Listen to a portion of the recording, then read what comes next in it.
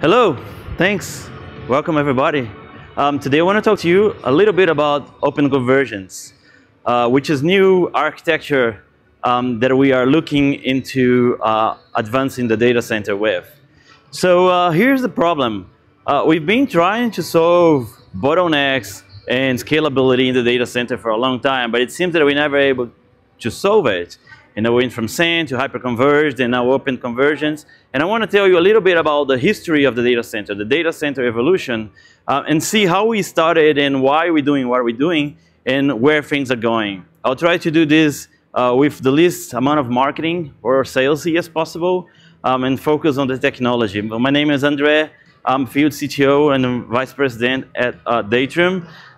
So let's get into it. So as you all know, applications used to run bare metal in OS, and every server x86 used to have a single disk attached to it, and they were independent entities or standalone entities.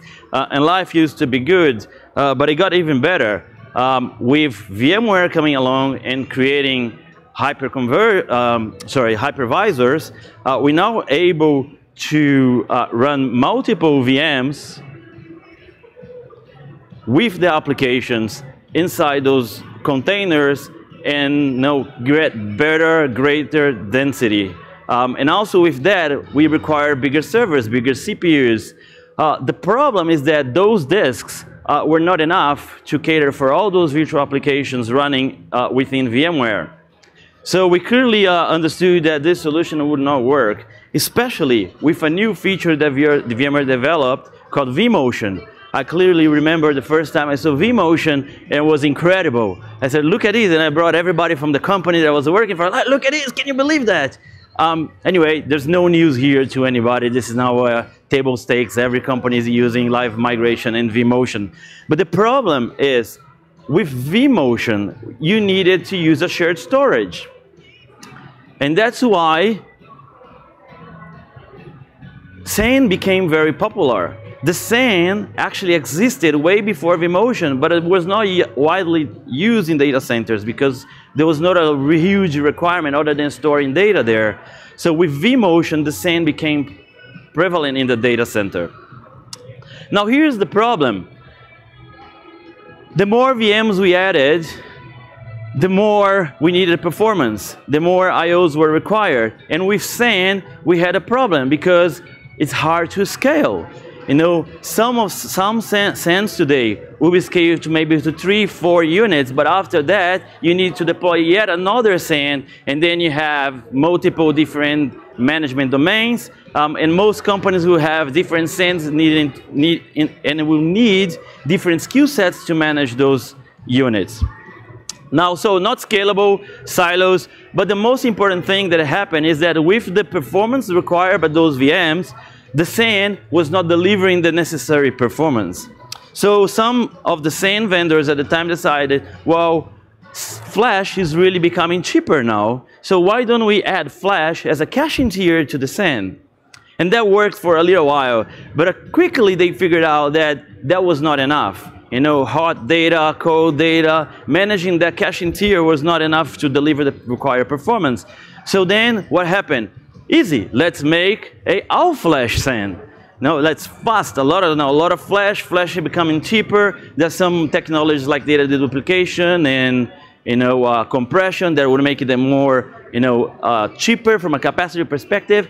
But the big problem there is that the bottleneck was never solved, because the bottleneck with SAN has always been the controllers. You only have 2 controllers. We like to say that the best day of a SAN is the day you actually deploy, because as you add workloads and you add applications to the SAN, the performance starts to degrade because you're now sharing performance and you're sharing capacity across all the VMs, all the workloads. So this was a problem. So some people looked hard at this problem and said, doesn't make sense to have Flash in the SAN. It makes sense to have Flash in the server. So some of the initial hyperconverged vendors, they looked at it and say, why don't we move those controllers into the servers as a software stack, and we leverage local Flash in those nodes? microsecond latency, read performance, and now great. The problem with that is that the single SSD in each node was not enough, and flash was expensive at the time. So what did they do? Let's add some disks here. So, and then hyperconverged was created. The problem with hyperconverged is, for the most part, you have hardware lock-in. You need to buy a specific hardware that is sold by the vendor or a specific HCL, right? Hardware compatibility list. So you can't really choose what you have and buy from any vendor you want. The second problem, in the same time, servers were stateless. If you had a problem with the server, you would just move the VM or the workload to a different server and restart everything. With hyperconverged, the servers are stateful. There's data in there. And if you lose one of the servers, you might have just another copy of the data and have read errors in disks is fairly common. Up to 10% of the disks have read errors. And to be cost effective, those hyperconverged vendors will tell you that you need to do what's the replication factor 2. Which is 2 copies instead of 3 copies, because 3 copies makes the solution a lot more expensive, require a lot more servers, because every time you increase your replication factor, you more than halving your capacity. Also, you hear hyperconverged vendors say, oh, we support hundreds of nodes and petabytes of storage, and that's all true. What you don't hear is that there are always small clusters. There's a lot of problem with handling metadata between all the servers, and it creates a lot of east and west traffic. So you see a lot of deployments with maybe 16 nodes. If you're just running 4 or 5 nodes, that's fine, there's no problem. But you see like clusters being cut at 16 nodes, generally speaking, for probably all hyperconverged vendors out there. Another problem with HCI is that you need to forklift all your data into this silo. You can't just reutilize or reuse the prior investments that you have in your data center. And that might be a problem for some organizations. If you're starting with a pet project, okay, maybe you do it. But if you want to embrace hyperconverged, how do you actually leave all your hardware or your previous investments behind? And then the network impact. That said, there are a lot of goodness in hyperconverged. Hyperconverged solved the problem with complexity. It removed LANs, zoning, masking, and automated a lot of things into the data center. Patching, BIOS upgrade, firmware, and that's all great things. So now I'll go to OpenConvergence, which is the next stage of hyperconverged. So OpenConvergence tries to keep the servers stateless and allows you to scale the solution in different dimensions. You can scale performance independent of capacity. One thing that I didn't mention is that in hyperconverged, if you want to add capacity, you need to add performance because you need to add more compute. If you want to add more compute, you need to add capacity as well, because there are servers that are stacked side by side. And you all know that in the data center, that's not often the case. Maybe you have like a VDI environment where every server is exactly the same workload, and that's okay. But for the most part, it's not. So hyperconvergence, OpenConvergence ensures you that you're able to scale capacity independent of performance. So the servers are stateless. We use the HCI controller in each one of the nodes to drive storage I/O, compression, deduplication, erasure coding.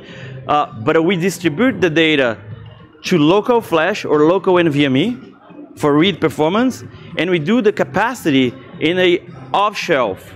We have what's called a data cluster, where the data that will live in eternity or for the duration of the data in this cluster here. With this approach, we can leverage your existing infrastructure because we can just slap in our VIB into vSphere in your existing servers. You just pull in some SSDs there, and now you have microsecond latency read performance, and you have writes going local and remote. What we also enable, in this case I'm talking we because I'm from Datacenter, but I'm talking about a architecture in general, is that you don't need to re-architect your network anymore. If you're talking about 4 nodes, again, that's okay. But when you start about 10, 15, 20, 30, 100 nodes, there's a lot of east and west traffic. You might have to re-architect your network to support that. With OpenConvergence, we are north-south traffic for the most part. So there's no need to re-architect the network as well. And we support large clusters. There's only 2 minutes left. I'll try to make that happen. So, you know, a lot of benefits. We looked at how hyperconverged was working, what was good, what was not, and how we could improve the solution and bring the goodness of being stateless, be able to scale independently capacity from performance, and at the same time allows you to maintain the primary data on the servers and then the secondary data in a data cluster.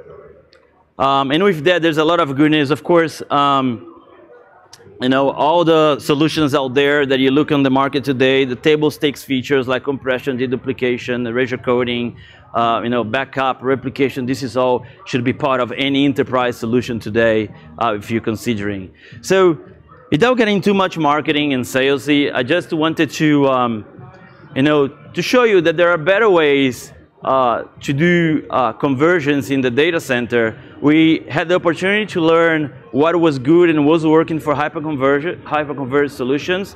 Of course, we learned what it's good with SAN, and we are able to combine all that in a new type of architecture that enables you to have great performance, great resiliency, and at the same time cater for all sorts of workloads. Yeah, with that, that was a short presentation, technical presentation on what Datacenter is doing today. I do believe personally that many of the hyperconverged vendors will in the future move in this sort of direction, but to do that, they will have to re-architect their solution.